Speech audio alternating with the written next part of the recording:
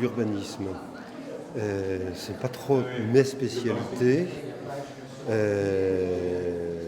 On vient de parler de développement durable, je pense que ça sera évidemment une composante importante, mais qui va porter à la fois sur la construction neuve, mais beaucoup sur l'existant, qui de toute façon représente non seulement l'essentiel du stock, mais l'essentiel de ce qui va être mis aux normes en fonction de cette vision générale du développement durable, de la protection de l'environnement, etc. Alors, est-ce que ça entre encore dans l'urbanisme? Oui, si on le définit au sens large,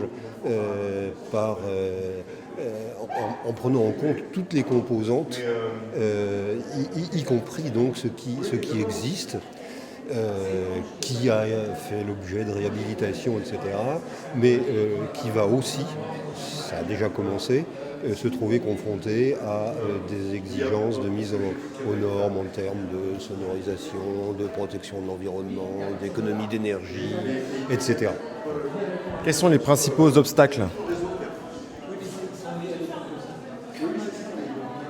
Alors, il y a peut-être, en réagissant sur ce qui vient d'être dit à l'instant, la question de l'acceptabilité, c'est-à-dire de quelle manière se définissent des compromis, des arrangements institutionnels ou plus informels autour d'une vision partagée qui fait consensus et qui permet donc de rendre acceptable ce qui a priori n'était pas forcément pour tout le monde.